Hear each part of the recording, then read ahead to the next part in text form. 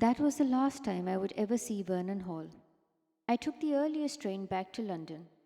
The trains and streets were indeed crowded with revelers, people cheering, waving Union Jacks, and distributing beer bottles, cakes, and sandwiches. It was finally over. People were rejoicing. But I had a broken heart. I had lost everybody I loved. And now the one place which had meant so much to Mother was gone too. Once I reached Hampstead, I walked solemnly to Highgate Cemetery. It was empty as the masses basked in celebration. Who would have wanted to visit a cemetery on such a day? But of course I had to be there. I laid the rose on Mother's grave and prayed for her salvation. May you and Amelia both find peace, Mother. Amen.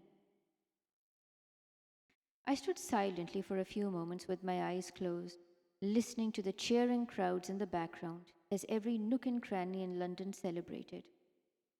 I absorbed their joy and sank into a nostalgic reverie when a voice interrupted my trance. Christine? It was a familiar masculine voice.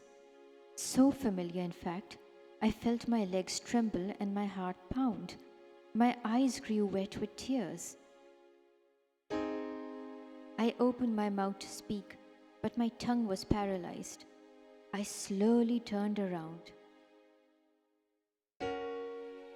As I did, I faced a man who wore tattered clothes, his back slouched, not from age, but from ordeals, and he had long, rumpled brown hair and an untidy beard. His soft blue eyes staring at me lovingly. I screamed and flew into his arms and cried with joy. Arthur! Arthur! Tell me I am not dreaming. Tell me you're really here. He cupped my face in his hands and smiled at me. You aren't dreaming, Christine. It really is me. I was in a coma for many months, and when I awoke, I suffered from a concussion.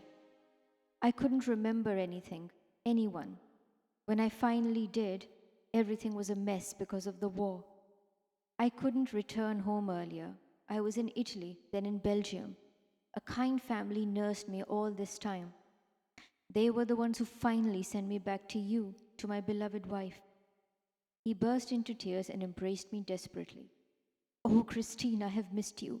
When I reached the cottage, you weren't there. I was so afraid. I thought I had lost you. The neighbors told me Eleanor had died and that she was buried here. I came looking for her grave and I found you, he sobbed. I comforted Arthur and embraced him, sobbing myself. We held on to each other for an eternity, it seemed, before I finally exclaimed, Let's go home, Arthur, you and me. We embraced, then walked arm in arm. We were finally going home. Patience is truly paramount in life. Sooner or later, what we yearn for, what we strive for, comes to us. Arthur had returned to me. The war was over. Vernon Hall was over. All that remained was love. Mother was right. In the end, love conquered all.